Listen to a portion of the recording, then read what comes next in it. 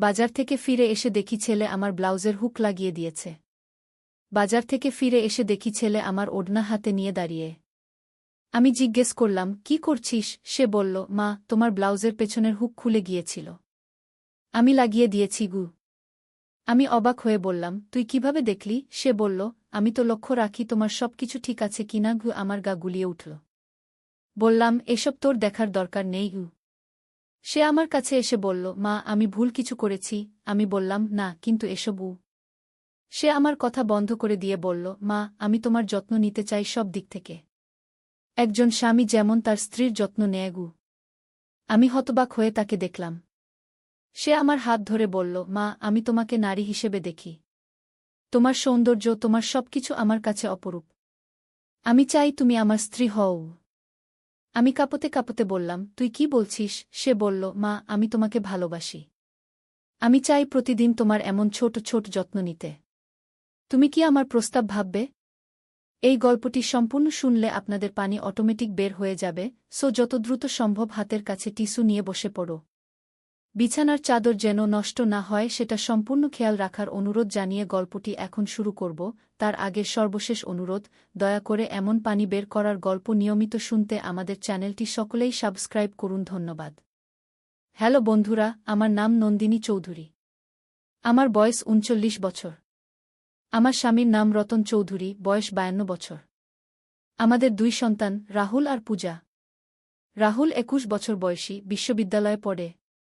পূজা ১৪ বছর বয়সী, স্কুলে যায়। আমার মনে আছে সেই দিনটা ছিল মঙ্গলবার। সকালে রতন অফিসে গেছে, পূজা স্কুলে। রাহুল কলেজের ছুটি ছিল বলে বাসায়। আমি বাজারে গিয়েছিলাম সবজি আনতে। রাহুল বলেছিল, মা, তুমি যাও, আমি বাসা দেখব। বাজার থেকে ফিরে এসে দরজা খুলতেই রাহুল দৌড়ে এসে আমার থেকে বাজারের ব্যাগ নিল। মা, তুমি খুব ক্লান্ত লাগছ, বসো, আমি চা বানিয়ে দিচ্ছি। রাহুল বলল। আমি বসার ঘরে বসলাম।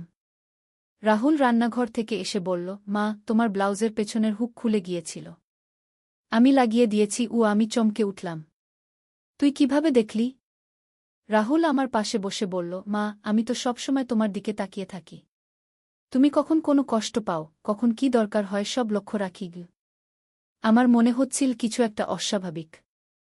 রাহুল আমার অনেক কাছে এসে বসে আছে। তার হাত আমার কাঁধে রেখেছে। আমি বললাম, রাহুল, একটু সরে বসো। কেন মা? তুমি কি আমাকে ভালো লাগো না? রাহুল জিজ্ঞেস করল।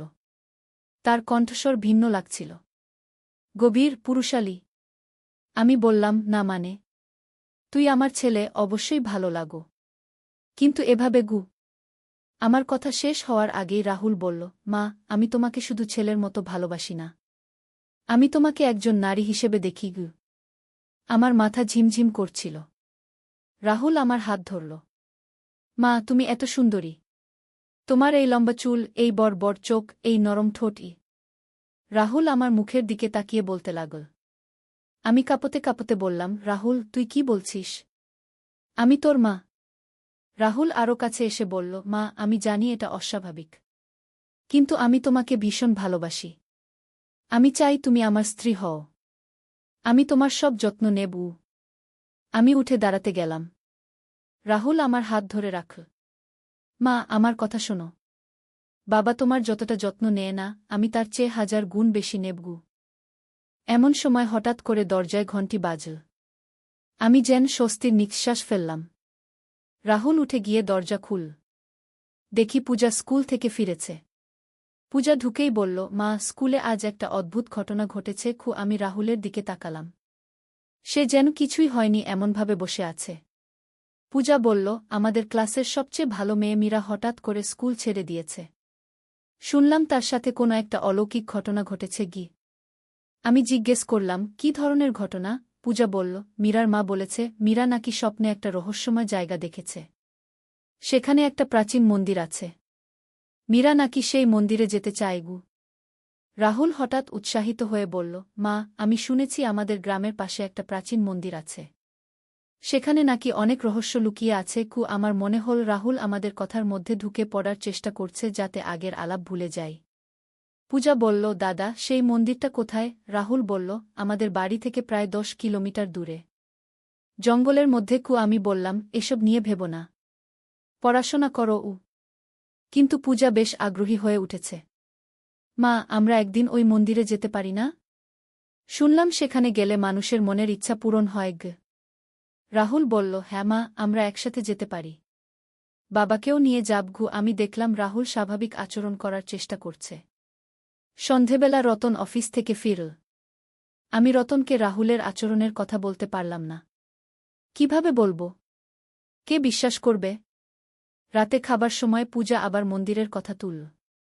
রতন বলল, কি মন্দির? পূজা সব বলল।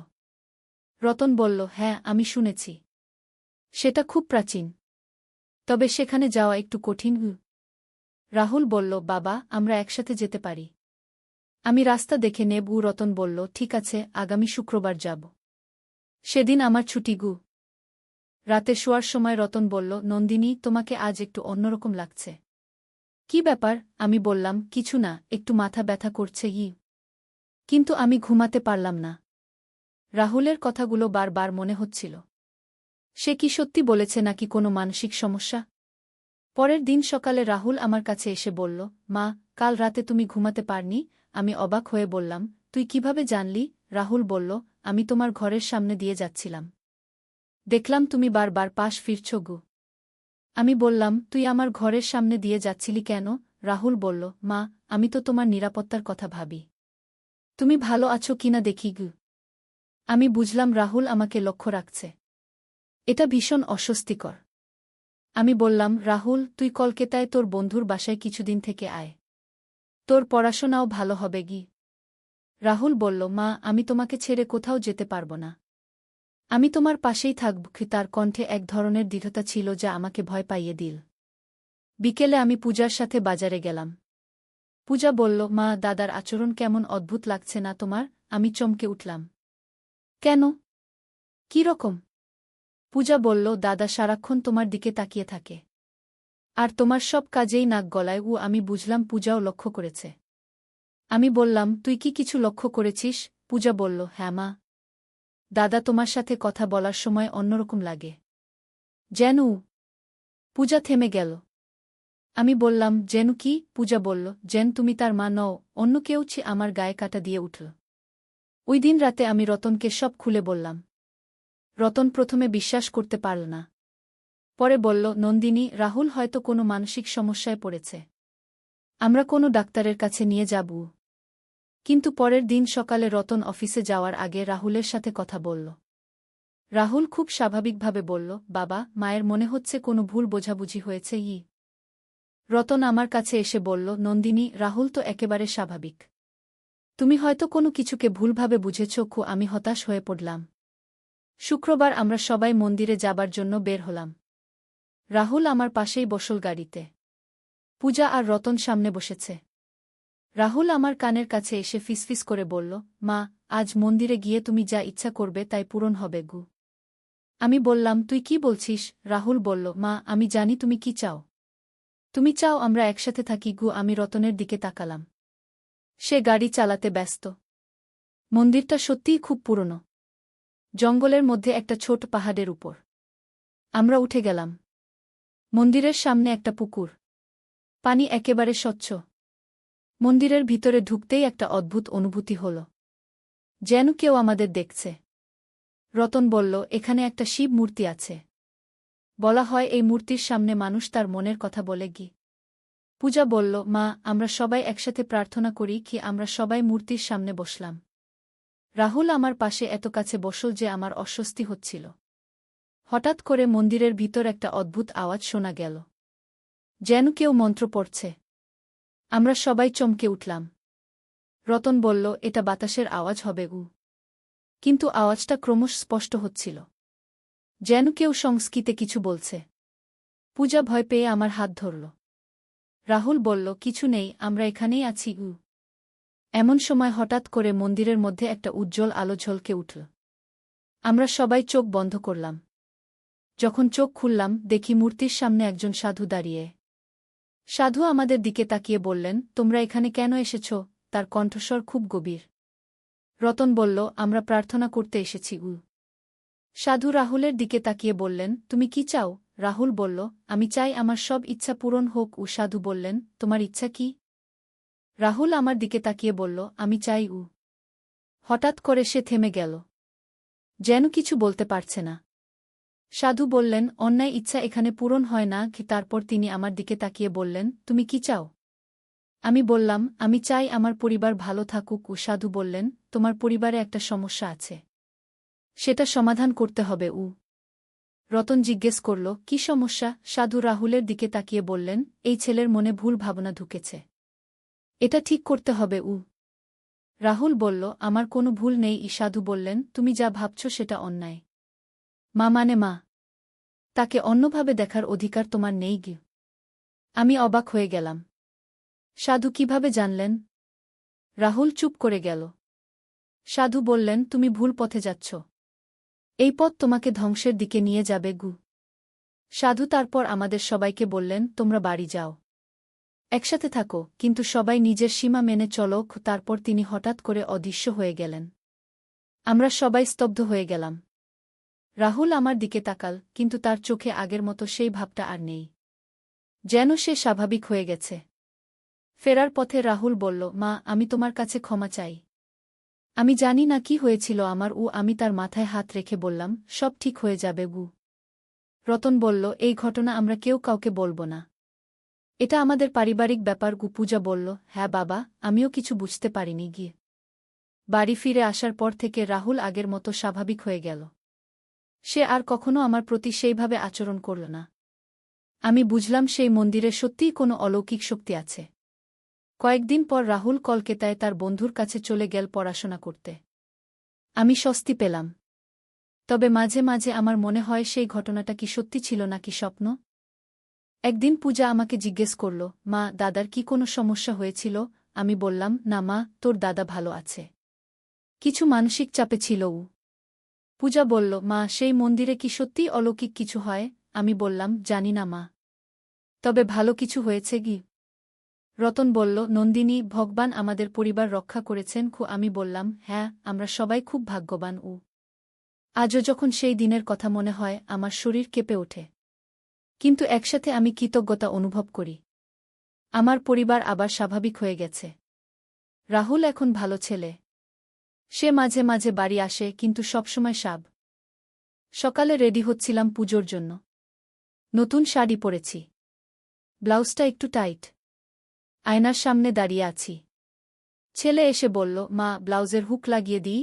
আমি বললাম, হ্যাঁ। সে আমার পেছনে দাঁড়িয়ে ব্লাউজের হুক লাগাচ্ছে। হুক লাগাতে লাগাতে বলল, মা, তোমার শরীর কিন্তু এখনও তরুণীর মতো। আমি লজ্জা পেলাম। সে আমার কোমরে হাত রেখে বলল, এই ব্লাউজ তোমার শরীরের সৌন্দর্য ফুটিয়ে তুলেছে। আমি বললাম, ছাড়। সে আমার কানের কাছে মুখ এনে ফিসফিস করে বলল, মা, আমি তোমাকে ভালোবাসি, তোমার এই সুন্দর শরীর আমার কাছে চাই, তুমি আমার স্ত্রী হও। আয়নায় আমার মুখ পালপিট করতে দেখলাম। এই গল্পটি সম্পূর্ণ শুনলে আপনাদের পানি অটোমেটিক বের হয়ে যাবে, সো যত দ্রুত সম্ভব হাতের কাছে টিস্যু নিয়ে বসে পড়ো। বিছানার চাদর যেন নষ্ট না হয় সেটা সম্পূর্ণ খেয়াল রাখার অনুরোধ জানিয়ে গল্পটি এখন শুরু করব। তার আগে সর্বশেষ অনুরোধ, দয়া করে এমন পানি বের করার গল্প নিয়মিত শুনতে আমাদের চ্যানেলটি সকলেই সাবস্ক্রাইব করুন। ধন্যবাদ। হ্যালো বন্ধুরা, আমার নাম শ্রেয়া দত্ত। আমার বয়স 40 বছর। আমার স্বামীর নাম অভিজিৎ দত্ত, বয়স 44 বছর। আমাদের 2 সন্তান, রোহিত আর তিয়া। রোহিত 21 বছর বয়সী, ইউনিভার্সিটিতে পড়ে। তিয়া 14 বছর বয়সী, হাই স্কুলে যায়। আজকের ঘটনাটা আমার জীবনের সবচেয়ে অদ্ভুত রহস্যময় অভিজ্ঞতা। আমি যা বলতে যাচ্ছি তা বিশ্বাস করা আপনাদের কঠিন হবে, কিন্তু এর প্রতিটি কথা সত্য। সেদিন বিকালে রোহিত ইউনিভার্সিটি থেকে ফিরে খুব উৎসাহিতভাবে বলল, মা, আজ প্রত্নতত্ত্বের ক্লাসে অদ্ভুত একটা জিনিস দেখানো হলো। স্যার বললেন, আমাদের এলাকার কাছেই একটা প্রাচীন গুহা আছে যেখানে সহস্র বছরের পুরনো একটা রহস্যময় পাথর রয়েছে। আমি বললাম, কী রকম পাথর?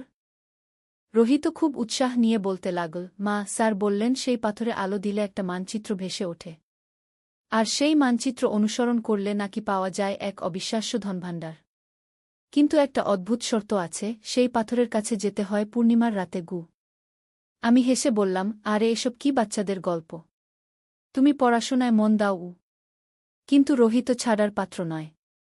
সে বলল, মা, স্যার বলেছেন কালকেই পূর্ণিমা, আর সেই গুহা এখান থেকে মাত্র 10 কিলোমিটার দূরে।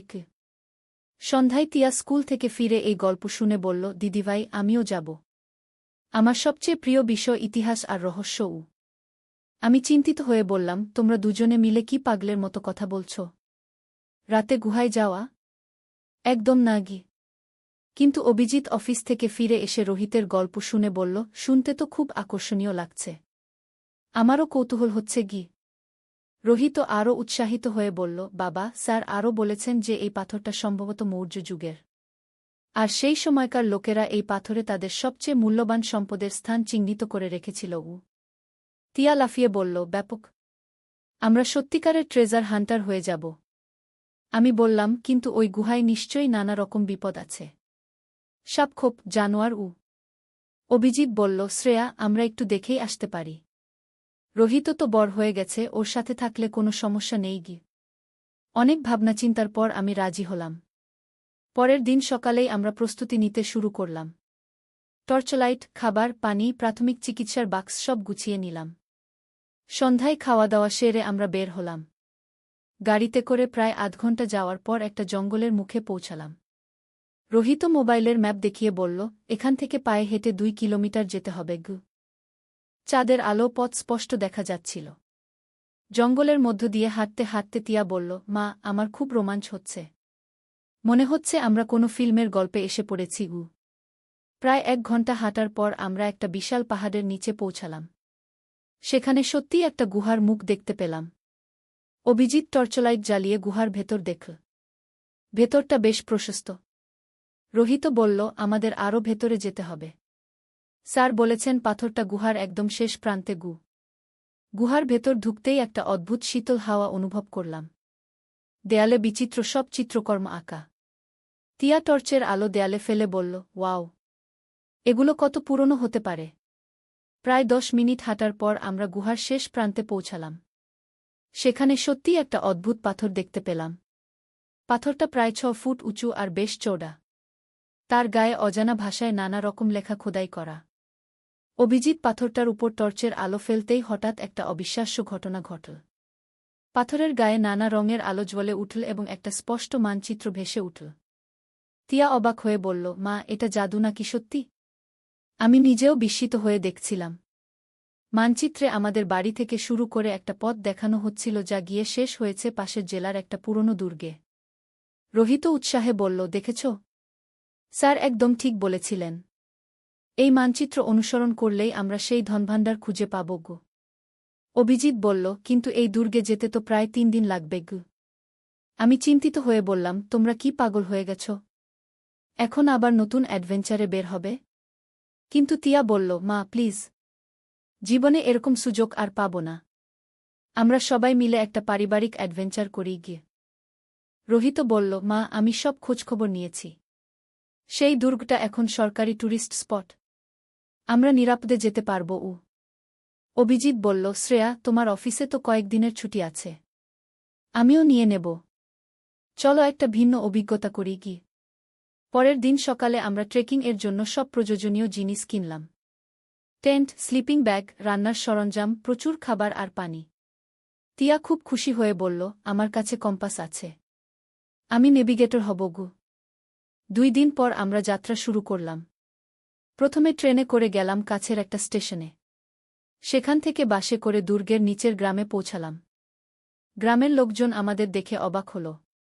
একজন বয়স্ক লোক এসে বলল, আপনারা কেন এই দুর্গে যেতে চান? ওখানে নাকি অদ্ভুত সব ঘটনা ঘটে কি? রোহিত জিজ্ঞেস করল, কী রকম ঘটনা? বৃদ্ধ লোকটি বলল, শুনেছি রাতের বেলা ওই দুর্গ থেকে নীল আলো বের হয়। আর যারা সেই আলো দেখে তারা নাকি স্বপ্নে অদ্ভুত সব জায়গার দর্শন পায়। তিয়া ভয় পেয়ে আমার হাত ধরে বলল, মা, আমাদের কি যাওয়া উচিত? আমি সাহস করে বললাম, এসেই তো গেছি। দেখি কি হয়। পরের দিন সকালে আমরা দুর্গের দিকে ট্রেকিং শুরু করলাম। পাহাড়ি পথ বেশ কঠিন। প্রায় 5 ঘণ্টা হাঁটার পর আমরা দুর্গের নিচে পৌঁছালাম। দুর্গটা দেখতে ভয়ঙ্কর সুন্দর। প্রাচীন পাথরে তৈরি, চারদিকে জঙ্গল। অভিজিৎ বলল, এখানে আমরা ক্যাম্প করব গো। সন্ধ্যায় আমরা টেন্ট খাটিয়ে খাবার তৈরি করলাম। রাতে খাওয়া দাওয়ার পর রোহিত মানচিত্র বের করে বলল, এই মানচিত্র অনুযায়ী আমাদের দুর্গের মূল হোলঘরে যেতে হবে গু। মধ্যরাতে আমরা দুর্গের ভেতর ঢুকলাম। অন্ধকার করিডর, ভাঙা সিডি, সব মিলিয়ে একটা রহস্যময় পরিবেশ। তিয়া আমার হাত শক্ত করে ধরে রাখল। প্রায় আধ ঘণ্টা খোঁজাখুঁজির পর আমরা একটা বিশাল হোলঘরে পৌঁছালাম। সেই ঘরের মাঝখানে একটা পাথরের বেদি। রোহিত টর্চের আলো সেই বেদির উপর ফেলতেই আবার সেই অবিশ্বাস্য ঘটনা ঘটল। বেদির উপর রাখা একটা প্রাচীন শিলালিপিতে সোনালি আলো জ্বলে উঠল। আর সেই আলোর মধ্যে আমরা দেখলাম একটা গোপন কক্ষের পথ। অভিজিৎ বলল, এটা তো সত্যিই অবিশ্বাস্য। চলো সেই কক্ষে যাই। সেই গোপন পথ ধরে আমরা একটা ছোট কক্ষে প্রবেশ করলাম। সেখানে আমরা যা দেখলাম তা আমাদের সবার চোখ কপালে তুলে দিল। কক্ষের মাঝখানে একটা সোনার তৈরি ছোট মন্দির। আর তার সামনে সাজানো রয়েছে প্রাচীন মুদ্রা, রত্নপাথর, সোনার অলংকার। তিয়া অবাক হয়ে বলল, এটা কি সত্যি নাকি স্বপ্ন দেখছি? রোহিত একটা প্রাচীন পুঁথি তুলে নিয়ে পড়তে চেষ্টা করল। হঠাৎ সেই পুঁথি থেকে একটা উজ্জ্বল আলো বের হল। আর সেই আলোর মধ্যে আমরা দেখতে পেলাম একটা প্রাচীন রাজা। রাজা বললেন, আমি মহারাজা চন্দ্রগুপ্ত। এই ধনভাণ্ডার আমি রেখে গেছি সেই পরিবারের জন্য যারা সত্যিকারের ভালোবাসা আর একতার সাথে এখানে আসবে। আমরা সবাই ভয়ে কাঁপতে লাগলাম। কিন্তু রাজা হেসে বললেন, ভয় পেজো না। তোমাদের পারিবারিক বন্ধন দেখে আমি খুশি হয়েছি। এই ধনভাণ্ডার তোমাদের প্রাপ্ত। তিয়া সাহস করে জিজ্ঞেস করল, মহারাজ, আমরা এগুলো নিয়ে যেতে পারব? রাজা বললেন, তবে একটা শর্ত আছে। এই ধনভাণ্ডার দিয়ে তোমরা শুধু ভালো কাজ করবে, গরিব মানুষদের সাহায্য করবে। আমি বললাম, অবশ্যই মহারাজ। আমরা প্রতিজ্ঞা করছি। রাজা তখন আস্তে আস্তে অদৃশ্য হয়ে গেলেন। আমরা সেই ধনভাণ্ডার নিয়ে দুর্গ থেকে বের হলাম। পরের দিন আমরা গ্রামে ফিরে সেই বৃদ্ধ লোকটিকে সব ঘটনা বললাম। তিনি অবাক হয়ে বললেন, আপনারা কি সত্যিই মহারাজা চন্দ্রগুপ্তকে দেখেছেন? আমাদের পূর্বপুরুষেরা বলে গেছেন, তিনি শুধু সত্যিকারের ভালো মানুষদের কাছেই আবির্ভূত হন। বাড়ি ফিরে আমরা সেই ধনভাণ্ডার দিয়ে প্রথমেই আমাদের এলাকার একটা স্কুল তৈরি করলাম। তারপর একটা হাসপাতাল। আর গরিব পরিবারগুলোর মেয়েদের পড়াশোনার জন্য বৃত্তি চালু করলাম। রোহিত এখন ইউনিভার্সিটিতে প্রত্নতত্ত্ব নিয়ে গবেষণা করছে। তিয়া স্কুলে ইতিহাসে প্রথম হয়েছে। আর আমাদের পরিবারের বন্ধন আরও মজবুত হয়েছে। মাঝে মাঝে রাতে স্বপ্নে মহারাজা চন্দ্রগুপ্তকে দেখি। তিনি হেসে বলেন, তোমরা আমার আশীর্বাদ ধন্য। কিন্তু সবচেয়ে অদ্ভুত ব্যাপার হল, আমাদের বাড়ির ছাদে এখন মাঝে মাঝেই নীল আলো দেখা যায়। গ্রামের লোকজন বলে এটা মহারাজার আশীর্বাদের নিদর্শন। এই ঘটনার পর আমাদের পরিবারে আরও একটা অদ্ভুত পরিবর্তন এসেছে। আমরা সবাই এখন একে অপরের মন পড়তে পারি। তিয়া স্কুলে কি খাবে সেটা আমি আগে থেকেই জানতে পারি। রোহিত কোনো বই পড়বে সেটা অভিজিৎ আগে থেকেই বুঝে ফেলে। একদিন আমি রান্নাঘরে রান্না করছিলাম। হঠাৎ মনে হলো তিয়া আমাকে ডাকছে। কিন্তু তিয়া তো স্কুলে। আমি বাইরে দেখি তিয়া সত্যিই স্কুল থেকে ফিরে এসেছে আর আমাকে খুঁজছে। রোহিত একদিন বলল, মা, আমার মনে হয় সেই মহারাজার আশীর্বাদে আমাদের পরিবারের মধ্যে একটা বিশেষ যোগাযোগ তৈরি হয়েছে। অভিজিৎ বলল, হ্যাঁ, আমিও লক্ষ্য করেছি। আমাদের পরিবারে এখন একটা অদ্ভুত একতা এবং বোঝাপড়া তৈরি হয়েছে। কিছুদিন পর আমাদের বাড়িতে একটা অদ্ভুত ঘটনা ঘটল। রাতে হঠাৎ আমাদের ঘরে একটা সোনালি আলো জ্বলে উঠল। আর সেই আলোর মধ্যে আমরা দেখলাম একটা প্রাচীন গ্রন্থ। তিয়া সাহস করে সেই গ্রন্থটা তুলে নিল। গ্রন্থের প্রথম পাতায় লেখা ছিল, ভবিষ্যতের রহস্য। রোহিত পড়তে শুরু করল। সেখানে লেখা ছিল, আমাদের এলাকায় আগামী মাসে একটা ভূমিকম্প হবে। আমি চিন্তিত হয়ে বললাম, তাহলে আমাদের কি করতে হবে? অভিজিৎ বলল, আমরা গ্রামের সবাইকে সতর্ক করে দেব।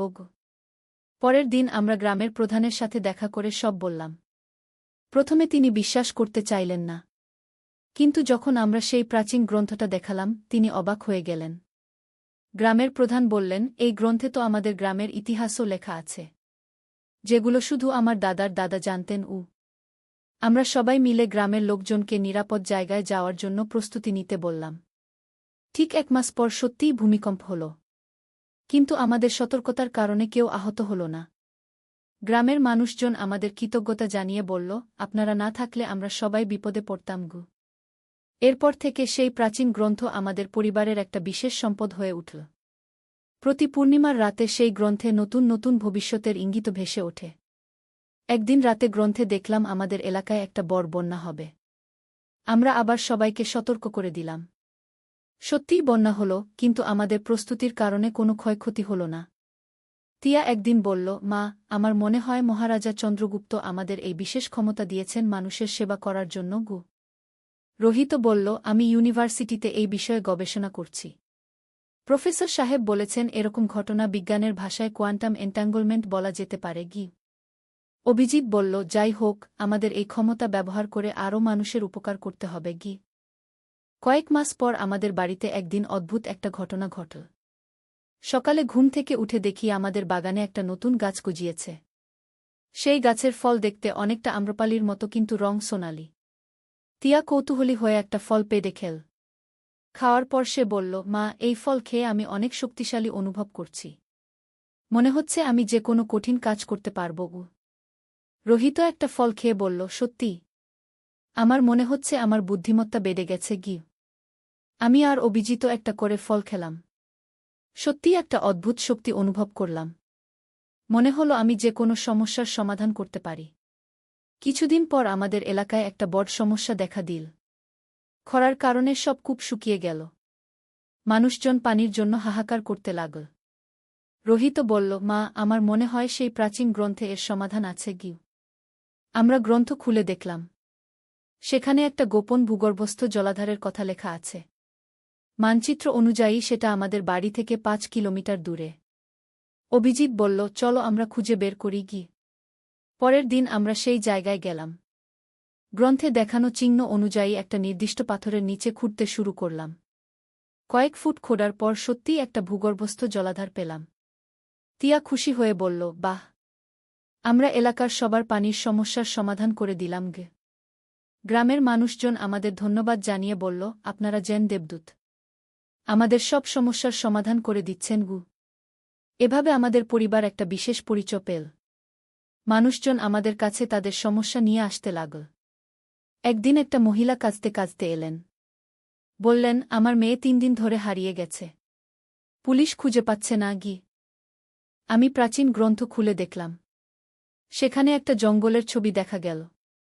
আর লেখা ছিল মেয়েটি সেই জঙ্গলের একটা পুরনো কুঁড়েঘরে আছে। আমরা পুলিশকে জানিয়ে সেই জঙ্গলে গেলাম। সত্যিই সেখানে মেয়েটিকে পেলাম। সে বলল, আমি পথ ভুলে এসে এই কুঁড়েঘরে আশ্রয় নিয়েছিলাম গু। এরকম অনেক ঘটনার পর আমাদের পরিবার এলাকায় একটা কিংবদন্তি হয়ে উঠল। মানুষজন আমাদের অলৌকিক পরিবার বলে ডাকতে লাগল। কিন্তু আমাদের সবচেয়ে বড় পরীক্ষা এলো কয়েক মাস পর। একদিন রাতে প্রাচীন গ্রন্থে দেখলাম একটা ভয়ঙ্কর দৃশ্য। একটা বিশাল উল্কাপিণ্ড আমাদের শহরের দিকে আসছে। রোহিত ভয়ে বলল, মা, এটা তো খুবই বিপজ্জনক। আমাদের কি করা উচিত? আমি গ্রন্থের পাতা উল্টাতে থাকলাম। হঠাৎ একটা পাতায় দেখলাম সমাধান। সেখানে লেখা ছিল আমাদের পরিবারের 4 জনকে মিলে একটা বিশেষ মন্ত্র পড়তে হবে। আর সেই মন্ত্রের শক্তিতে উল্কাপিণ্ডের গতিপথ পরিবর্তন হবে। তিয়া বলল, কিন্তু আমরা কি পারব এত বড় একটা কাজ? অভিজিৎ সাহস করে বলল, আমাদের চেষ্টা করতে হবে। নইলে পুরো শহরের মানুষ বিপদে পড়বে গু। পরের রাতে আমরা 4 জন ছাদে গিয়ে সেই বিশেষ মন্ত্র পড়তে শুরু করলাম। হঠাৎ আকাশে একটা উজ্জ্বল আলো দেখা গেল। আর আমাদের চারদিকে একটা সোনালি বৃত্ত তৈরি হল। সেই বৃত্তের মধ্য থেকে মহারাজা চন্দ্রগুপ্ত আবির্ভূত হলেন। তিনি বললেন, তোমরা সত্যিই যোগ্য প্রমাণিত হয়েছ। আজ তোমাদের পরিবারের শক্তি পরীক্ষার সময়। আমরা সবাই একসাথে মন্ত্র পড়তে থাকলাম। হঠাৎ আকাশে সেই উল্কাপিণ্ডটা দেখা গেল। কিন্তু আমাদের মন্ত্রের শক্তিতে সেটা দিক পরিবর্তন করে সমুদ্রের দিকে চলে গেল। মহারাজা খুশি হয়ে বললেন, তোমাদের পরিবার এখন এই পৃথিবীর রক্ষক। ভবিষ্যতে যখনই কোনো বিপদ আসবে তোমরাই সেটা প্রতিরোধ করবে গু। পরের দিন সকালে সংবাদপত্রে খবর বের হলো যে একটা বড় উল্কাপিণ্ড সমুদ্রে পড়ে গেছে। কিন্তু কেউ জানে না যে আসলে আমাদের পরিবারই সেটা প্রতিরোধ করেছে। এভাবে আমাদের পরিবার এখন একটা গোপন মিশনে কাজ করে। মানুষজন জানে না যে আমরা তাদের রক্ষা করছি। কিন্তু প্রতিদিন আমরা নানা ধরনের বিপদ থেকে এলাকার মানুষদের রক্ষা করি। রোহিত এখন ইউনিভার্সিটিতে গোপনে প্রাচীন বিদ্যা নিয়ে গবেষণা করে। তিয়া স্কুলে জাদু আর রহস্য নিয়ে পড়াশোনা করে। অভিজিৎ অফিসে কাজ করার পাশাপাশি আমাদের মিশনে সাহায্য করে। আর আমি এখন একজন গৃহিণী থেকে হয়ে উঠেছি একজন গোপন যোদ্ধা। প্রতিদিন সকালে স্বাভাবিক কাজকর্ম করি, কিন্তু রাতে হয়ে উঠি এলাকার রক্ষক। একদিন রাতে প্রাচীন গ্রন্থে দেখলাম আমাদের শহরে একটা বিশাল আগুন লাগবে। আমরা ফায়ার সার্ভিসকে আগে থেকেই সতর্ক করে দিলাম। সত্যি আগুন লাগল, কিন্তু তারা প্রস্তুত থাকায় তাড়াতাড়ি নিভিয়ে ফেল। এরকম অনেক ঘটনার পর একদিন মহারাজা চন্দ্রগুপ্ত আমাদের স্বপ্নে এসে বললেন, তোমাদের পরিবার এখন প্রস্তুত চূড়ান্ত পরীক্ষার জন্য। আমি জিজ্ঞেস করলাম, কী রকম পরীক্ষা মহারাজ? তিনি বললেন, তোমাদের দেশে একটা ভয়ঙ্কর প্রাকৃতিক দুর্যোগ আসছে। সেটা প্রতিরোধ করতে হলে তোমাদের পরিবারের সবাইকে মিলে একটা মহাযজ্ঞ করতে হবে। পরের দিন সকালে আমরা সবাই মিলে সেই মহাযজ্ঞের প্রস্তুতি নিতে শুরু করলাম। প্রাচীন গ্রন্থে বলা নিয়ম অনুযায়ী আমাদের পাহাড়ের চূড়ায় গিয়ে 7 দিন 7 রাত ধরে মন্ত্র পড়তে হবে। আমরা পরিবার সবাই মিলে সেই পাহাড়ে গেলাম। সেখানে একটা প্রাচীন মন্দির দেখতে পেলাম। মন্দিরের মূর্তি দেখে মনে হলো এটা সহস্র বছরের পুরনো। 7 দিন ধরে আমরা মন্ত্র পড়লাম। 7ম দিনে হঠাৎ আকাশে একটা বিশাল ঝড় উঠল। কিন্তু আমাদের মন্ত্রের শক্তিতে সেই ঝড় আস্তে আস্তে শান্ত হয়ে গেল। মহারাজা আবার আবির্ভূত হয়ে বললেন, তোমরা সফল হয়েছ। এখন তোমাদের পরিবার পৃথিবীর সবচেয়ে শক্তিশালী রক্ষক পরিবারে পরিণত হয়েছে। তিনি আমাদের প্রত্যেককে একটা করে বিশেষ অলংকার দিলেন। বললেন, এই অলংকার পরে থাকলে তোমরা যে কোনো বিপদ আগে থেকেই জানতে পারবে। এরপর থেকে আমাদের জীবন সম্পূর্ণ বদলে গেল। আমরা এখন শুধু আমাদের এলাকা নয়, পুরো দেশের বিভিন্ন বিপদ থেকে মানুষদের রক্ষা করি। রোহিত এখন ইউনিভার্সিটি শেষ করে একটা গোপন গবেষণা সংস্থায় কাজ করে। তিয়া স্কুলে পড়ার পাশাপাশি ভবিষ্যৎ দেখার ক্ষমতা বাড়াচ্ছে। অভিজিৎ তার অফিসে কাজ করার পাশাপাশি আমাদের মিশনে সাহায্য করে। আর আমি এখনও সেই গৃহিণী শ্রেয়া দত্ত। কিন্তু রাতের অন্ধকারে আমি হয়ে উঠি একজন শক্তিশালী রক্ষক। আমাদের পরিবারের এই গোপন পরিচয় কেউ জানে না। মাঝে মাঝে মনে হয় এসব কি সত্যি নাকি স্বপ্ন। কিন্তু যখন দেখি আমাদের কারণে হাজার হাজার মানুষ নিরাপদে থাকছে, তখন বুঝি এটাই আমাদের জীবনের সবচেয়ে বড় পুরস্কার। প্রতি পূর্ণিমার রাতে আমরা সেই প্রাচীন গুহায় ফিরে যাই। সেই পাথরের কাছে দাঁড়িয়ে মহারাজা চন্দ্রগুপ্তের কাছে প্রার্থনা করি।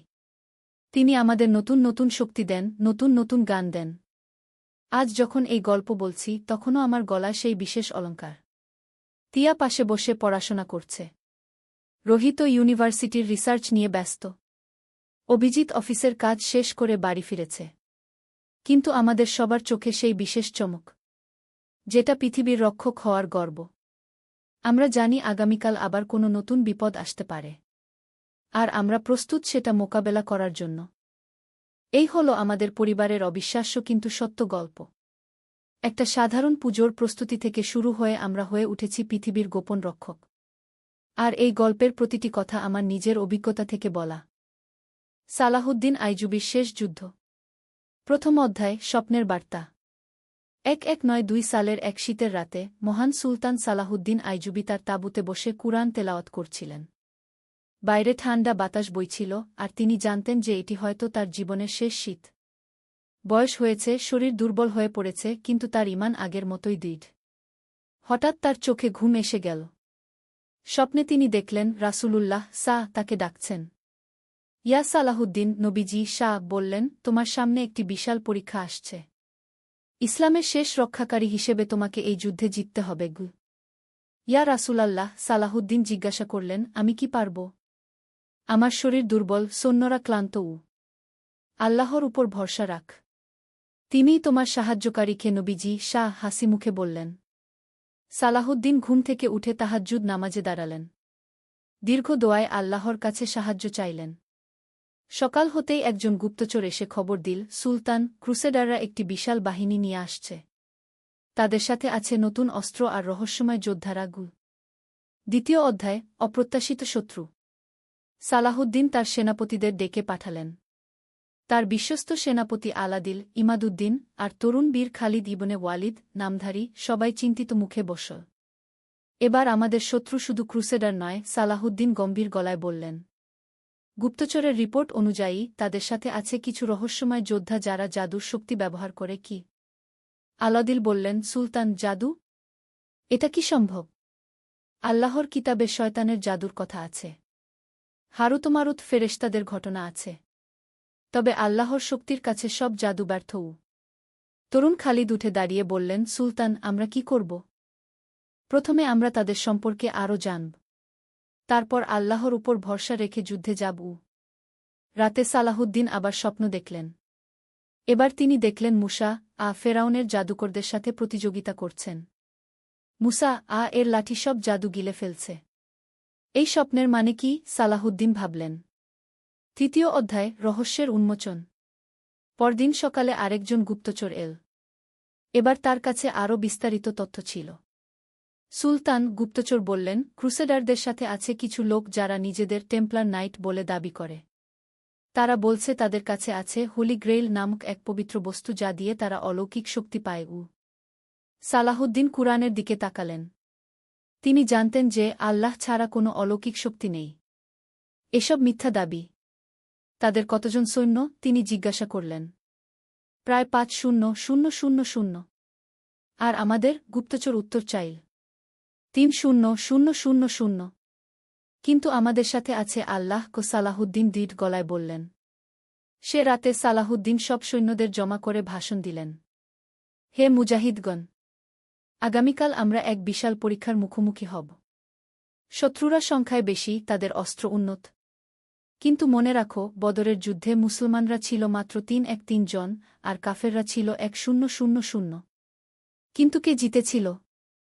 আল্লাহু আকবর! সৈন্যরা চিৎকার করে উঠল। চতুর্থ অধ্যায়, যুদ্ধের প্রস্তুতি। যুদ্ধের দিন সকালে সালাহুদ্দিন ফজরের নামাজ পড়ে দীর্ঘ দোয়া করলেন। তারপর তিনি তার বিশেষ তরবারি নিলেন, যেটি তার নানা আসাদুদ্দিন শিরকুহ তাকে দিয়েছিলেন। ইয়া আল্লাহ, তিনি বললেন, আজ আমি তোমার দিনের জন্য লড়তে যাচ্ছি। তুমি আমাকে সাহায্য করো। যুদ্ধক্ষেত্রে পৌঁছে তিনি দেখলেন ক্রুসেডারদের বিশাল বাহিনী। তাদের সামনে ছিল কিছু লোক যারা কালো পোশাক পরে অদ্ভুত মন্ত্র পড়ছিল। এরাই বুঝি সেই টেম্পলার নাইটস? আলাদিল বললেন। হ্যাঁ, কিন্তু দেখো, তাদের মুখে ভয়ের ছাপ। তারা নিজেরাই জানে যে তাদের জাদু মিথ্যাগু। হঠাৎ টেম্পলার নাইটদের একজন এগিয়ে এসে চিৎকার করে বলল, সালাহুদ্দিন, তোমার আল্লাহ আমাদের হোলি গ্রেইলের সামনে অসহায়। সালাহুদ্দিন তার ঘোড়া থেকে নেমে মাটিতে সেজদায় পড়লেন। তারপর উঠে দাঁড়িয়ে বললেন, বিসমিল্লাহির রাহমানির রাহিম। লা হাওলা ওয়ালা কুওয়াতা ইল্লা বিল্লাহিল আলিজিল আইম। পঞ্চম অধ্যায়, যুদ্ধ শুরু।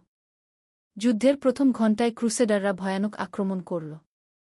তাদের টেম্পলার নাইটরা কিছু অদ্ভুত কাজ করে মুসলিম সৈন্যদের মধ্যে ভ্রম সৃষ্টি করার চেষ্টা করল। কিছু সৈন্য দিশেহারা হয়ে গেল। কিন্তু সালাহুদ্দিন তার তরবারি উঁচু করে আল্লাহু আকবর বলে চিৎকার করলেন। তার আওয়াজে মুসলিম সৈন্যরা সাহস পেয়ে গেল। এগুলো শুধু চোখের ভেলকিবাজি, সালাহুদ্দিন চিৎকার করলেন। আল্লাহর নামে আক্রমণ কর। তরুণ খালিদ তার দল নিয়ে ডান দিক থেকে আক্রমণ করল। আলাদিল বাম দিক থেকে। আর সালাহুদ্দিন মধ্য দিয়ে সরাসরি টেম্পলার নাইটদের দিকে এগিয়ে গেলেন। যখন সালাহুদ্দিন টেম্পলার নাইটদের কাছে পৌঁছলেন, তারা তাদের হোলি গ্রেইল বের করল। এটি ছিল একটি সোনার পেয়ালা যা অদ্ভুতভাবে জ্বলছিল। তোমার আল্লাহের সামনে কিছুই না, প্রধান টেম্পলার বলল। সালাহুদ্দিন হেসে বললেন, আমার আল্লাহ এই পেয়ালাও বানিয়েছেন, আর তোমাদেরও বানিয়েছেন। ষষ্ঠ অধ্যায়, আল্লাহর সাহায্য। হঠাৎ আকাশে কালো মেঘ দেখা দিল। বিদ্যুৎ চমকাতে লাগল। প্রচণ্ড বাতাস বইতে শুরু করল।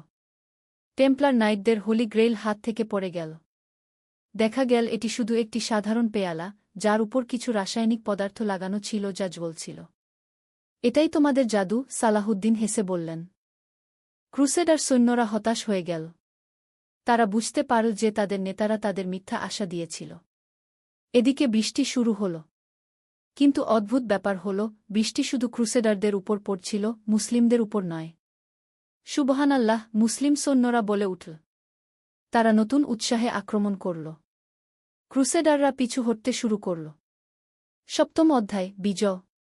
যুদ্ধের শেষ পর্যায়ে সালাহুদ্দিন প্রধান ক্রুসেডার নেতার মুখোমুখি হলেন। এ ছিল রিচার্ড দ্য লায়ন হার্ট নামে পরিচিত ইংল্যান্ডের রাজা। সালাহুদ্দিন, রিচার্ড বললেন, তুমি একজন সম্মানজনক যোদ্ধা। আমি তোমাকে সম্মান করি। আর আমিও তোমাকে। সালাহুদ্দিন উত্তর দিলেন। কিন্তু আমি আমার দিনের জন্য লড়ছি। দুজনের মধ্যে তীব্র লড়াই হল। অবশেষে সালাহুদ্দিন জিতলেন। কিন্তু তিনি রিচার্ডকে হত্যা করলেন না। তুমি একজন বীর যোদ্ধা, সালাহুদ্দিন বললেন। আমি তোমাকে মুক্ত করে দিচ্ছি। কিন্তু ওয়াদা কর, আর কখনো পবিত্র ভূমিতে হামলা করবে না গি। রিচার্ড মাথা নিচু করে বললেন, আমি ওয়াদা করছি গু। অষ্টম অধ্যায়, বিজয়ের পর। যুদ্ধ শেষ হওয়ার পর সালাহুদ্দিন তার সৈন্যদের সাথে শুকরিয়ার নামাজ পড়লেন। তিনি আল্লাহর কাছে কৃতজ্ঞতা প্রকাশ করলেন। আল্লাহুম্মা লাকাল হামদু, তিনি দোয়া করলেন। যুদ্ধে আহত ক্রুসেডার সৈন্যদের চিকিৎসার ব্যবস্থা করলেন। বন্দীদের সাথে ভালো ব্যবহার করার আদেশ দিলেন। এটাই ইসলামের শিক্ষা, তিনি তার সেনাপতিদের বললেন। আমরা জিতেছি, কিন্তু এর মানে এই না যে আমরা নিষ্ঠুর হবগু। কিছু টেম্পলার নাইট এসে সালাহুদ্দিনের কাছে ইসলাম গ্রহণ করার ইচ্ছা প্রকাশ করল। আমরা বুঝেছি, তাদের একজন বললেন, আমাদের নেতারা আমাদের মিথ্যা বিশ্বাস দিয়েছিল। আসল শক্তি আল্লাহর গু। সালাহুদ্দিন খুশি হয়ে তাদের ইসলামে দীক্ষা দিলেন।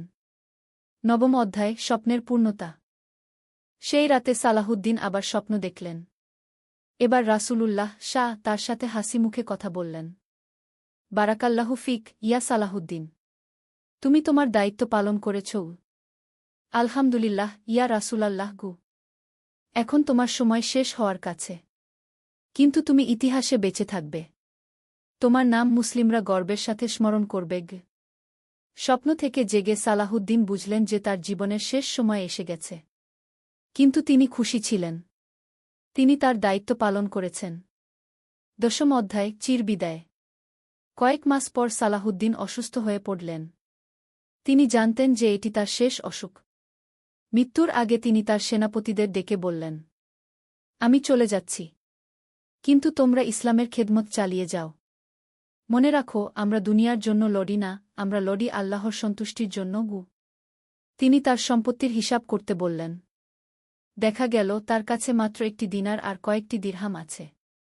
এটাই আমার সম্পদ, তিনি হাসলেন। আলহামদুলিল্লাহ, আমি দুনিয়ার লোভে পড়িনি গু। তার শেষ কথা ছিল, লা ইলাহা ইল্লাল্লাহু মুহাম্মাদুর রাসূলুল্লাহ গু। একাদশ অধ্যায়, বীর্যোত্তর প্রশাসন। সালাহুদ্দিনের মৃত্যুর 2 বছর আগের ঘটনা এটি। যুদ্ধে জয়ের পর তিনি নতুন শাসন ব্যবস্থা প্রতিষ্ঠা করলেন। তিনি জানতেন যে যুদ্ধে জেতা এক কথা, আর ন্যায্য শাসন অন্য কথা। আলাদিল, তিনি তার ভাইকে ডাকলেন, এবার আমাদের শাসন ব্যবস্থা ঠিক করতে হবে। শুধু তরবারি দিয়ে রাজত্ব চলে না, চাই ন্যাজ বিচার গু। তিনি প্রত্যেক এলাকায় কাজী নিযোগ দিলেন। তাদের বললেন, তোমরা কুরআন সুন্নাহ অনুযায়ী বিচার করবে। রাজা প্রজা সবার জন্য একই আইন। আমার ছেলে অন্যায় করলেও তাকে শাস্তি দেবে গু। নতুন এক ঘটনা ঘটল। একজন ইহুদি বণিক এসে অভিযোগ করল যে সালাহুদ্দিনের এক সেনাপতি তার দোকান থেকে মাল নিয়ে দাম দেয়নি। সালাহুদ্দিন নিজেই কাজীর কাছে গিয়ে বললেন, আমার সেনাপতির বিরুদ্ধে মামলা করা হয়েছে।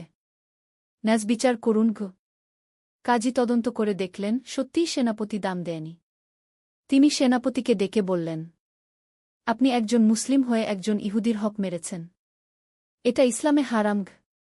সেনাপতি লজ্জিত হয়ে দ্বিগুণ দাম দিয়ে দিল। ইহুদি বণিক খুশি হয়ে বলল, এই ন্যাজবিচার দেখে আমি ইসলাম গ্রহণ করতে চাই গু। দ্বাদশ অধ্যায়, শিক্ষা সংস্কার। সালাহুদ্দিন শুধু যুদ্ধ করেননি, শিক্ষার প্রসারও করেছিলেন। তিনি বুঝেছিলেন যে ইসলামের আসল শক্তি জ্ঞানে। ইমাদুদ্দিন, তিনি তার প্রধান উজির ইমাদুদ্দিন জানকিকে বললেন, আমরা সব বড় শহরে মাদ্রাসা খুলব। শুধু ধনী পরিবারের সন্তানরা নয়, গরিব পরিবারের ছেলেমেয়েরাও পড়াশোনা করবে গ। তিনি বাইতুল মাল থেকে টাকা বরাদ্দ করে শত শত মাদ্রাসা প্রতিষ্ঠা করলেন।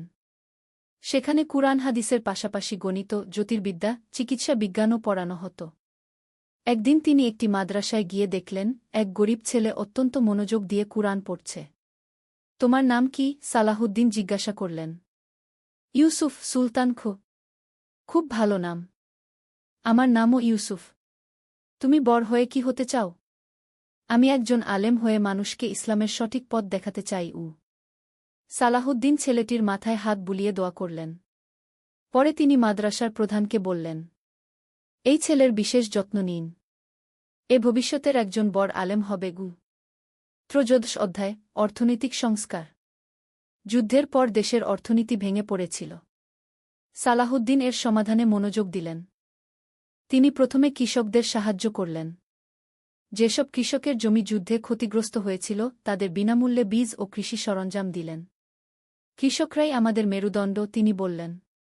তারা ভালো থাকলে পুরো দেশ ভালো থাকবে। তিনি ব্যবসায়ীদের উপর থেকে অন্যায় কর তুলে দিলেন। বললেন, ব্যবসা বাণিজ্যে ইসলাম বাধা দেয় না, তবে অবশ্যই হালাল পথে হতে হবে। একদিন এক গরিব বিধবা এসে বলল, সুলতান, আমার স্বামী যুদ্ধে শহীদ হয়েছে, আমি কিভাবে চলব? সালাহউদ্দিন তৎক্ষণাৎ বাইতুল মাল থেকে তার জন্য মাসিক ভাতার ব্যবস্থা করলেন। শুধু তাই নয়, তার ছেলের শিক্ষার দায়িত্বও নিলেন। শহীদের পরিবারের দায়িত্ব সমস্ত মুসলিম উম্মাহর, তিনি বললেন। 14 অধ্যায়, আত্মার শান্তি। সব কাজের মধ্যেও সালাহউদ্দিন তার রুহানি জীবনে অবহেলা করতেন না। প্রতিদিন তাহাজ্জুদ নামাজ, কুরআন তেলাওয়াত আর জিকিরাজকার তার নিয়মিত কাজ ছিল। একদিন রাতে তাহাজ্জুদ নামাজে তিনি দীর্ঘ সময় কাঁদলেন। তার কান্নার আওয়াজ শুনে আলাদিল এসে জিজ্ঞাসা করলেন, ভাই, এত কান্নার কারণ কি? আলাদিল সালাহউদ্দিন বললেন, আমি ভাবছি, আমি কি সত্যিই আল্লাহর সন্তুষ্টির জন্য কাজ করছি, নাকি নিজের গৌরবের জন্য? তুমি এমন চিন্তা কর কেন? কারণ মানুষ যখন প্রশংসা করে তখন অন্তরে গর্ব আসে, আর গর্ব হল সব নেক আমলের শত্রু।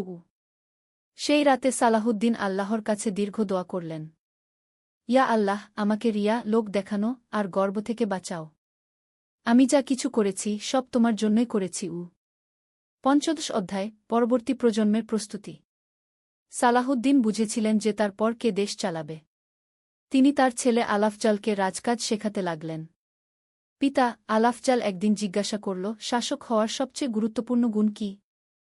তাকওয়া, সালাহউদ্দিন উত্তর দিলেন, আল্লাহকে ভয় করা। যে শাসক আল্লাহকে ভয় করে না, প্রজারা তাকে ভয় করবে। আর যে শাসক আল্লাহকে ভয় করে, প্রজারা তাকে ভালোবাসবে। তিনি আরও বললেন, মনে রাখো, তুমি প্রজাদের সেবক, মালিক নও। কিয়ামতের দিন আল্লাহর কাছে তুমি প্রত্যেক প্রজার হিসাব দিতে হবে। একদিন দরবারে এক বেদুইন এসে সালাহউদ্দিনকে বলল, সুলতান, আপনি ন্যাজবিচার করেন বলে আমি মিসর থেকে এত দূর এসেছি। সালাহউদ্দিন তার কথা শুনে ন্যাজবিচার করলেন। পরে আলাফজালকে বললেন, দেখেছ, মানুষ ন্যাজবিচারের জন্য 1000 মাইল পাড়ি দেয়া। এই আস্থা যেন কখনো নষ্ট না হয়। 16 অধ্যায়, সীমান্ত সুরক্ষা। যুদ্ধে জয়ের পর সালাহউদ্দিন বুঝেছিলেন যে শুধু জয় যথেষ্ট নয়, সীমান্ত সুরক্ষাও প্রয়োজন। তিনি সীমান্তে একাধিক কেল্লা নির্মাণ করলেন। প্রতিটি কেল্লায় দক্ষ সৈনিক রাখলেন। কিন্তু শুধু সৈনিক নয়, প্রতিটি কেল্লায় একটি করে মসজিদ ও মাদ্রাসাও বানালেন। আমরা তরবারি দিয়ে জয় করেছি, তিনি বললেন, কিন্তু শিক্ষা ও সভ্যতা দিয়ে তা টিকিয়ে রাখতে হবে। সীমান্তের এক কেল্লার প্রধান একদিন খবর পাঠালেন যে বাইজেন্টাইন সাম্রাজ্য থেকে একদল দূত এসেছে। তারা সন্ধি করতে চায়। সালাহউদ্দিন দূতদের সম্মানের সাথে অভ্যর্থনা করলেন। তাদের সাথে একটি ন্যায়সঙ্গত সন্ধি করলেন। আমরা যুদ্ধ চাই না, তিনি বললেন, আমরা চাই শান্তি। কিন্তু কেউ আমাদের আক্রমণ করলে আমরা প্রতিরোধ করব। 17 অধ্যায়, মৃত্যুর প্রস্তুতি। 1193 সালের শুরুতে সালাহউদ্দিন বুঝতে পারলেন যে তার সময় শেষ হয়ে আসছে। তিনি আরও বেশি ইবাদত করতে লাগলেন। একদিন তিনি তার ব্যক্তিগত ইমাম আবু জাফর ইবনে হুবায়রাকে বললেন, আমাকে কুরআনের সেই আয়াতগুলো শোনান যেগুলোতে মৃত্যু ও আখিরাতের কথা আছে। ইমাম সাহেব সূরা আল মুলক থেকে শুরু করে বিভিন্ন আয়াত পড়লেন। সালাহউদ্দিন চোখ বন্ধ করে মনোযোগ দিয়ে শুনলেন। আল্লাহ পাক কত সুন্দর করে বলেছেন, তিনি বললেন, সবার মৃত্যু নিশ্চিত। কিন্তু মৃত্যুর পর কি হবে সেটাই আসল কথা। তিনি তার সব ছেলেকে ডেকে বললেন, তোমরা আমার পর ভাই ভাই থেকো। রাজত্ব নিয়ে ঝগড়া করো না। মনে রাখো, সব রাজত্ব আল্লাহর। তিনি যাকে ইচ্ছা দেন, যার থেকে ইচ্ছা কেড়ে নেন। 18 অধ্যায়, শেষ অসুখ। 1193 সালের ফেব্রুয়ারি মাসে সালাহউদ্দিন জ্বরে আক্রান্ত হলেন। প্রথমে মনে করা হল সাধারণ জ্বর, কিন্তু দিন যেতেই তা মারাত্মক আকার ধারণ করল। ডাক্তাররা সব রকম চিকিৎসা করলেন, কিন্তু সালাহউদ্দিন বললেন, ডাক্তারি সাহায্য নেওয়া ভালো, কিন্তু আসল শেফা আল্লাহর হাতে। অসুখের মধ্যেও তিনি নামাজ পড়তেন। যখন দাঁড়াতে পারতেন না, তখন বসতে না পারলে শুয়ে শুয়ে ইশারায়। তার ছেলে আলাফজাল একদিন কান্নায় ভেঙে পড়ল। পিতা, আপনি ভালো হয়ে যাবেন, তাই না? সালাহউদ্দিন হাসলেন। বেটা, আল্লাহ যা করেন মঙ্গলের জন্য। আমি যদি ভালো হই তাহলে আরও ইবাদত করব। আর যদি মারা যাই তাহলে আল্লাহর কাছে চলে যাব। ২৯ অধ্যায়, শেষ উপদেশ। মৃত্যুর কয়েকদিন আগে সালাহুদ্দিন তার সব সেনাপতি, উলামা ও রাজ্যের গুরুত্বপূর্ণ ব্যক্তিদের ডেকে পাঠালেন। তিনি বললেন, আমি যাচ্ছি। তোমরা আমার পর ইসলামের খেদমত চালিয়ে যাবে। মনে রাখবে কয়েকটি কথা। ১. সবার আগে আল্লাহকে ভয় করবে। ২. প্রজাদের সাথে ন্যায়বিচার করবে। ৩. গরিব দুঃখীদের সেবা করবে। ৪. আলেমুলামাদের সম্মান করবে। ৫. ইসলামের শত্রুদের বিরুদ্ধে সবসময় প্রস্তুত থাকবে। ৬. কিন্তু অন্যায় যুদ্ধ কখনো করবে না। ৭. আমার নামে কোনো মূর্তি বা স্মৃতিসৌধ বানাবে না। আল্লাহর সন্তুষ্টি আমার পুরস্কার গু। সবাই কাঁদছিল। কিন্তু সালাহুদ্দিন শান্ত ছিলেন। কাঁদো না, তিনি বললেন, এই দুনিয়া সবার জন্য অস্থায়ী। আসল জীবন আখিরাতে গু। ২০ অধ্যায়, চূড়ান্ত বিদায়। ৪ মার্চ ১১৯৩ সাল। সালাহুদ্দিন আইজুবির জীবনের শেষ দিন। তিনি খুব দুর্বল হয়ে পড়েছিলেন। কিন্তু তার জবান ছিল জিকিরে মশগুল। সুবহানাল্লাহ, আলহামদুলিল্লাহ, লা ইলাহা ইল্লাল্লাহু, আল্লাহু আকবার গু। তার কাছে ইমাম সাহেব সূরা ইয়াসিন পড়ছিলেন। সালাহুদ্দিন শান্তি নিয়ে শুনছিলেন। বিকেলের সময় তিনি আসরের নামাজ পড়লেন। এটি ছিল তার জীবনের শেষ নামাজ। নামাজের পর তিনি বললেন, আমি সাক্ষ্য দিচ্ছি যে আল্লাহ ছাড়া কোনো ইলাহ নেই। মুহাম্মাদ শাহ আল্লাহর রাসূল গো। সূর্য ডোবার সময় সালাহুদ্দিন আইজুবি শেষ নিঃশ্বাস ত্যাগ করলেন। তার মুখে ছিল শান্তির হাসি। ২১ অধ্যায়, জানাজা ও দাফন। সালাহুদ্দিনের মৃত্যুর খবর শুনে পুরো ইসলামী জগতে শোকের ছায়া নেমে এল। দামেস্কে লাখ লাখ মানুষ জানাজায় অংশগ্রহণ করল। জানাজার নামাজ পড়ালেন প্রধান কাজী মুহিউদ্দিন ইবনে জাকি। তার দোয়ায় সবাই কাঁদল। ইয়া আল্লাহ, এই বান্দা তোমার দিনের জন্য জিহাদ করেছে। তুমি তাকে ক্ষমা করে দাও এবং জান্নাত দান করু। তাকে দামেস্কের উমাইজা মসজিদের পাশে দাফন করা হল। কবরটি ছিল খুবই সাধারণ। কোনো জাঁকজমক নেই। কবরে মাটি দেওয়ার সময় তার ছেলে আলাফজাল বল, পিতা, আপনি চলে গেলেন, কিন্তু আপনার আদর্শ থেকে যাবে গি। ২২ অধ্যায়, উত্তরাধিকার বণ্টন। সালাহুদ্দিনের মৃত্যুর পর তার সম্পত্তির হিসাব করা হল। দেখা গেল ১ দিনার স্বর্ণমুদ্রা, ৪ দিরহাম রৌপ্য মুদ্রা। কোনো জমিজমা নেই। কোনো দালান কোঠা নেই। ব্যক্তিগত ব্যবহারের কিছু কাপড়চোপড়। এই হিসাব দেখে সবাই অবাক হল। একজন বিশাল সাম্রাজ্যের বাদশাহ, যিনি অসংখ্য যুদ্ধে জিতেছেন, তার কাছে মাত্র এইটুকু সম্পদ। তার ভাই আলাদিল বললেন, এটাই সালাহুদ্দিনের সবচেয়ে বড় জয়। তিনি দুনিয়ার লোভকে জয় করেছিলেন গু। জানাজার খরচের জন্য অন্যদের কাছ থেকে টাকা নিতে হয়েছিল। কারণ তার কাছে যথেষ্ট টাকা ছিল না। ২৩ অধ্যায়, মানুষের স্মৃতিচারণ। সালাহুদ্দিনের মৃত্যুর পর বিভিন্ন মানুষ তাকে নিয়ে স্মৃতিচারণ করল। একজন সৈনিক বলল, সুলতান কখনো আমাদের যুদ্ধে পাঠিয়ে নিজে পেছনে থাকতেন না। সবার আগে তিনি যুদ্ধে যেতেন। একজন কৃষক বলল, একবার আমার ফসল নষ্ট হয়েছিল বন্যায়। সুলতান নিজে এসে আমাকে বীজ দিয়েছিলেন গু। একজন আলেম বলল, তিনি আমাদের খুব সম্মান করতেন। বলতেন, আলেমরা নবীদের ওয়ারিশ। একজন খ্রিস্টান বলল, আমরা খ্রিস্টান হওয়া সত্ত্বেও তিনি আমাদের সাথে ভালো ব্যবহার করতেন, কখনো জোর করে। আল্লাহর রহমত। একটি ইসলামিক গল্প। প্রথম অধ্যায়, হারিয়ে যাওয়া পথ। অনেক বছর আগের কথা। দামেস্কের কাছে একটি ছোট্ট গ্রামে ইব্রাহিম নামে এক যুবক বাস করত। সে ছিল একজন দক্ষ কামার। তার হাতের কাজে ছিল এক অদ্ভুত জাদু, যে কোনো ভাঙা জিনিস সে ঠিক করে দিতে পারত। কিন্তু ইব্রাহিমের মনের গভীরে একটা শূন্যতা ছিল যা কোনো কিছুতেই পূরণ হতো না। ইব্রাহিমের বাবা-মা ছোটবেলায় মারা গিয়েছিল। সে একা একাই বড় হয়েছে। গ্রামের মসজিদে নামাজ পড়ত ঠিকই, কিন্তু তার হৃদয়ে আল্লাহর প্রতি সেই গভীর ভালোবাসা তখনও জন্ম নেয়নি। সে শুধু অভ্যাসবশত ধর্মীয় কাজকর্ম করত। একদিন সকালে ইব্রাহিমের কামারশালায় এক রহস্যময় বৃদ্ধ লোক এল। তার চোখে ছিল এক অদ্ভুত জ্যোতি, যেন সে অনেক কিছু দেখেছে, অনেক কিছু জানে। বৃদ্ধ লোকটি একটি পুরানো তরবারি এনেছিল যার ফলা সম্পূর্ণ ভেঙে গিয়েছিল। বেটা, এই তরবারিটা ঠিক করতে পারবে? বৃদ্ধ লোক জিজ্ঞেস করল।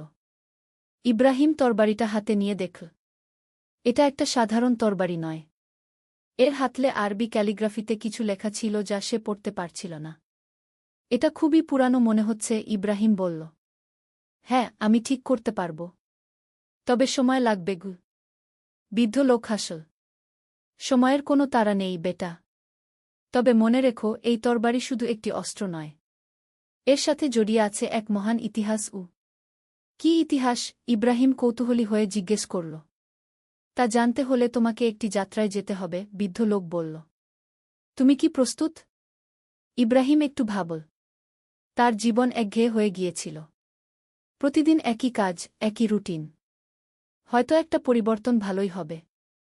আমি প্রস্তুত, সে উত্তর দিল। দ্বিতীয় অধ্যায়, আল হাকিমের খোঁজে। বৃদ্ধ লোকটি ইব্রাহিমকে বলল যে তার নাম উমর। তিনি বহু বছর ধরে এই তরবারির সঠিক মালিক খুঁজছেন। এই তরবারিটি ছিল বিখ্যাত সুফি সাধক আল হাকিমের। আল হাকিম ছিলেন একজন ন্যায়পরায়ণ শাসক যিনি তার প্রজাদের সেবায় নিজের জীবন উৎসর্গ করেছিলেন। আল হাকিমের কবর কোথায়? ইব্রাহিম জিজ্ঞেস করল। সেটাই তো খুঁজে বের করতে হবে, উমর বলল। শুনেছি তার কবর পাহাড়ের চূড়ায় কোনো এক নির্জন জায়গায়। কিন্তু সেখানে পৌঁছানোর পথ খুবই কঠিন। পরদিন ভোরে ইব্রাহিম ও উমর যাত্রা শুরু করল। তারা উট নিয়ে মরুভূমির দিকে রওনা দিল। পথে তারা বিভিন্ন গ্রামে থেমে মানুষের কাছে আল হাকিমের কথা জিজ্ঞেস করত। প্রথম গ্রামে তারা একজন বৃদ্ধা মহিলার দেখা পেল। তিনি তাদের চা খেতে দিলেন এবং বললেন, আল হাকিমের কথা আমার দাদিমা বলতেন। তিনি বলতেন, আল হাকিম এমন একজন মানুষ ছিলেন যিনি অন্ধকার রাতে পথ হারানো মানুষদের জন্য আলো হয়ে দাঁড়িয়েছিলেন। তার দেশে কোনো গরিব ক্ষুধার্ত থাকত না। তার কবর কোথায় আছে জানেন? উমর জিজ্ঞেস করল। বৃদ্ধা ভাবল কিছুক্ষণ। শুনেছি উত্তরের পাহাড়ে কোথাও। তবে সেখানে যাওয়ার পথে অনেক বিপদ আছে। তৃতীয় অধ্যায়, পরীক্ষার সময়। দুদিন যাত্রার পর ইব্রাহিম ও উমর একটি পাহাড়ি এলাকায় পৌঁছাল। পথ ছিল অত্যন্ত দুর্গম। তারা যখন একটি সংকীর্ণ গিরিপথ দিয়ে যাচ্ছিল, তখন হঠাৎ আকাশে কালো মেঘ জমল এবং প্রচণ্ড ঝড় শুরু হল। বৃষ্টিতে ভিজতে ভিজতে তারা একটি গুহার আশ্রয় নিল। গুহার ভেতরে ইতিমধ্যে একজন অপরিচিত লোক বসেছিল। সে দেখতে খুবই দুর্বল এবং অসুস্থ। আসসালামু আলাইকুম, ইব্রাহিম অপরিচিত লোকটিকে সালাম দিল। ওয়া আলাইকুমুসসালাম, লোকটি দুর্বল স্বরে উত্তর দিল। আমার নাম ইউসুফ। আমি 3 দিন ধরে এই গুহায় আছি। খাবার শেষ হয়ে গেছে। ইব্রাহিম তার ব্যাগ থেকে যে সামান্য খাবার ছিল তা বের করল। উমর তাকে থামাতে গেল। আমাদের নিজেদেরই যথেষ্ট খাবার নেই, উমর ফিসফিস করে বলল। আমাদের এখনো অনেক পথ যেতে হবে। কিন্তু ইব্রাহিম তার কথা শুনল না। সে ইউসুফকে তার সব খাবার দিয়ে দিল। এটা নিন। আল্লাহ আমাদের জন্য ব্যবস্থা করবেন, ইব্রাহিম বলল। ইউসুফ কৃতজ্ঞচিত্তে খাবার নিল। আল্লাহ তোমার মঙ্গল করুন, ভাই। তুমি আমার জীবন বাঁচালে। ঝড় থামার পর ইউসুফ তাদের বিদায় জানাল। যাওয়ার আগে সে ইব্রাহিমকে একটি ছোট কাগজ দিল। এটা একটি মানচিত্র। এটা তোমার কাজে লাগতে পারে, সে বলল। চতুর্থ অধ্যায়, সত্যিকারের সম্পদ। কাগজটি খুলে দেখে ইব্রাহিম অবাক হয়ে গেল। এটা আল হাকিমের কবরের স্থান নির্দেশ করে একটি মানচিত্র। এটা কিভাবে সম্ভব? উমর বিস্মিত হয়ে বলল। আল্লাহর ইচ্ছা, ইব্রাহিম সরল বিশ্বাসে উত্তর দিল। মানচিত্র অনুসরণ করে তারা আরও 2 দিন পথ চলার পর একটি উঁচু পাহাড়ের চূড়ায় পৌঁছাল। সেখানে একটি সাদামাটা কবর ছিল। কবরের মাথায় একটি পাথরে আরবিতে লেখা ছিল, এখানে শায়িত আছেন আল হাকিম ইবনে আবদুল্লাহ, যিনি আল্লাহর পথে জীবন অতিবাহিত করেছেন এবং মানুষের সেবায় নিজেকে উৎসর্গ করেছেন। উমর কবরের কাছে গিয়ে দোয়া পড়তে শুরু করল। ইব্রাহিমও তার সাথে যোগ দিল। হঠাৎ ইব্রাহিমের হৃদয়ে এক অদ্ভুত পরিবর্তন অনুভূত হল। তার চোখে পানি এসে গেল। প্রথমবারের মতো সে আল্লাহর কাছাকাছি অনুভব করল। উমর কাকা, সে বলল, আমি এতদিন সত্যিকারের জীবনের অর্থই বুঝতে পারিনি। উমর হাসল। বেটা, এই যাত্রাটাই ছিল তোমার জন্য আল্লাহর পরিকল্পনা। তুমি যে ইউসুফকে খাবার দিয়েছিলে সেটা ছিল তোমার হৃদয়ের পরীক্ষা। পঞ্চম অধ্যায়, নতুন জীবনের সূচনা। কবর জিয়ারত শেষে ইব্রাহিম ভাঙা তরবারিটা বের করল। সে লক্ষ্য করল যে তরবারির হাতলে লেখা আরবি ক্যালিগ্রাফি এখন তার কাছে পরিষ্কার মনে হচ্ছে। সেখানে লেখা ছিল, লা ইলাহা ইল্লাল্লাহু মুহাম্মাদুর রাসূলুল্লাহ গো। এই তরবারি তোমার? উমর বলল। আল হাকিম চেয়েছিলেন এটা এমন কারো হাতে যাক যে সত্যিকারের ঈমান খুঁজে পেয়েছে গি। কিন্তু আমি কি করব এটা দিয়ে? ইব্রাহিম জিজ্ঞেস করল। এটা একটা প্রতীক, উমর বলল। যেমন আল হাকিম ন্যায়ের জন্য লড়াই করেছিলেন, তেমনি তুমিও তোমার জীবনে ন্যায় ও সত্যের পক্ষে দাঁড়াবে গু। ফেরার পথে ইব্রাহিম লক্ষ্য করল যে তার দৃষ্টিভঙ্গি পুরোপুরি বদলে গেছে। প্রতিটি গাছ, প্রতিটি পাথর, প্রতিটি মানুষ, সবকিছুতেই সে আল্লাহর নিদর্শন দেখতে পাচ্ছিল। ষষ্ঠ অধ্যায়, সেবার জীবন। গ্রামে ফিরে এসে ইব্রাহিম তার কামারশালায় কাজ শুরু করল। কিন্তু এবার তার কাজের উদ্দেশ্য পাল্টে গেছে। সে এখন শুধু অর্থের জন্য কাজ করে না, বরং মানুষের সেবার জন্য কাজ করে। যে গরিব মানুষেরা তার কাজের দাম দিতে পারত না, তিনি তাদের বিনামূল্যে সেবা দিতেন। তার কামারশালা হয়ে উঠল গ্রামের একটি সেবাকেন্দ্র। একদিন গ্রামে একটি অনাথ শিশু এল। তার নাম ছিল আহমদ। ইব্রাহিম তাকে দেখেই বুঝতে পারল যে এই শিশুটি তার নিজের শৈশবের প্রতিচ্ছবি। তোমার কোনো পরিবার নেই? ইব্রাহিম জিজ্ঞেস করল। না চাচা, আমার মা-বাবা মারা গেছে, আহমদ কেঁদে বলল। ইব্রাহিম আহমদকে তার কাছে রাখল। তাকে কামারের কাজ শেখাতে শুরু করল। কিন্তু সবচেয়ে বড় কথা, সে আহমদকে জীবনের প্রকৃত অর্থ শেখাতে শুরু করল। সপ্তম অধ্যায়, আল্লাহর রহমত। সময় গড়িয়ে গেল। ইব্রাহিম এখন গ্রামের একজন সম্মানিত ব্যক্তি। তার কামারশালার পাশেই সে একটি ছোট মক্তব স্থাপন করল যেখানে গ্রামের শিশুরা কুরআন শিক্ষা নেয়। আহমদ এখন একজন দক্ষ কামার হয়েছে। তার হৃদয়েও ইব্রাহিমের মতোই আল্লাহর প্রতি গভীর ভালোবাসা জন্মেছে। একদিন উমর আবার এল ইব্রাহিমের কাছে। তিনি অনেক বিদ্ধ হয়ে গেছেন। বেটা, দেখছি তুমি সত্যিকারের আল হাকিম হয়ে উঠেছ, উমর বলল। না উমর কাকা, আমি শুধু আল্লাহর একজন বান্দা যে তার রহমত পেয়েছে, ইব্রাহিম বিনীতভাবে উত্তর দিল। এটাই তো আল হাকিমের মূল শিক্ষা ছিল, উমর হেসে বলল। বিনয়, সেবা এবং আল্লাহর প্রতি পূর্ণ আত্মসমর্পণ গু। অষ্টম অধ্যায়, চিরন্তন বার্তা। বহু বছর পর ইব্রাহিম যখন বৃদ্ধ হয়েছে তখনও সে তার সেবার কাজ অব্যাহত রেখেছে। গ্রামের মানুষ তাকে হাকিম কাকা বলে ডাকে। একদিন আহমদ তার কাছে এল। উস্তাদ, আপনার কাছ থেকে আমি যা শিখেছি তা কিভাবে পরবর্তী প্রজন্মের কাছে পৌঁছাব? ইব্রাহিম আহমদের দিকে তাকাল। তার চোখে ছিল সেই একই জ্যোতি যা সে অনেক বছর আগে উমরের চোখে দেখেছিল। বেটা, সবচেয়ে বড় শিক্ষা হল উদাহরণ। তুমি যেভাবে জীবনযাপন করবে মানুষ সেটাই শিখবে। আল্লাহর রাস্তায় চলো, মানুষের সেবা করো, এবং সবসময় মনে রাখবে আমরা এই পৃথিবীতে শুধু আমানতদার। আহমদ মাথা নাড়ল। সে বুঝতে পারল যে তারও এখন দায়িত্ব হচ্ছে এই আলোকবর্তিকা পরবর্তী প্রজন্মের হাতে তুলে দেওয়া। নবম অধ্যায়, শেষ অধ্যায় নয়, নতুন সূচনা। ইব্রাহিমের মৃত্যুর পর তার জানাজায় পুরো গ্রামের মানুষ এসেছিল। এমনকি দূরদূরান্ত থেকেও মানুষ এসেছিল। কারণ তার সেবা ও ভালোবাসার খবর চারদিকে ছড়িয়ে পড়েছিল। আহমদ এখন কামারশালা চালায়। তার পাশেও রয়েছে কয়েকজন অনাথ শিশু যাদের সে পালন করে। মক্তবটিও চলছে। সেই পুরানো তরবারিটি এখন মসজিদে রাখা আছে একটি প্রতীক হিসেবে। তার গায়ে এখন আরেকটি লাইন যোগ করা হয়েছে। সত্যিকারের জিহাদ হল নিজের অহংকারের বিরুদ্ধে এবং মানবতার সেবার জন্য। আর মানুষ যখন সেই তরবারি দেখে তখন তারা মনে করে আল হাকিমের, ইব্রাহিমের এবং তাদের মতো হাজারো মানুষের যারা নিঃস্বার্থভাবে মানুষের সেবা করেছেন। ১৯তম অধ্যায়, একটি বিশেষ রাত। একদিন রাতে জয়নব তাহাজ্জুদের নামাজ পড়ছিল। হঠাৎ তার মনে একটি চিন্তা এল। সে তার দাদিমাকে জিজ্ঞেস করল, দাদিমা, আমি কি সত্যি এই বড় দায়িত্ব নিতে পারব? বৃদ্ধা মহিলা জয়নবের মাথায় হাত বুলিয়ে বললেন, বেটি, আল্লাহ যখন কাউকে কোনো দায়িত্ব দেন তখন তিনি সেই দায়িত্ব পালনের শক্তিও দেন। তুমি শুধু চেষ্টা করো, বাকি আল্লাহর উপর ছেড়ে দাও। ২০তম অধ্যায়, নারী নেতৃত্বের উদাহরণ।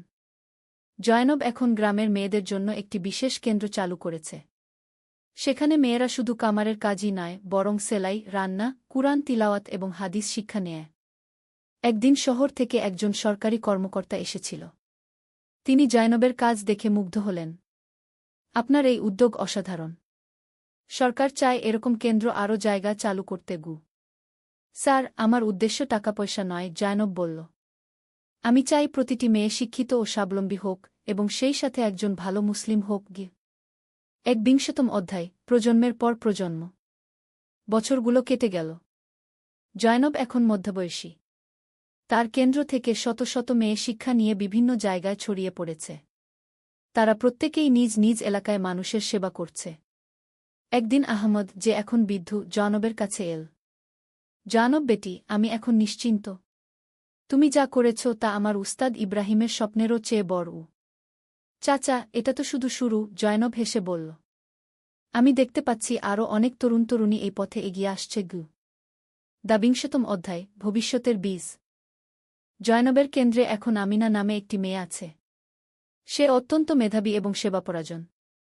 একদিন আমিনা জয়নবকে বলল, আপা, আমি বিশ্ববিদ্যালয়ে ইসলামিক স্টাডিজ নিয়ে পড়তে চাই। তারপর ফিরে এসে আমাদের কাজ আরও বড় পরিসরে করতে চাই। জয়নব খুশি হয়ে বল, এটাই তো চাই। তুমি পড়াশোনা শেষ করে এসো, তোমার জন্য অপেক্ষা করব। 23 অধ্যায়, আন্তর্জাতিক স্বীকৃতি।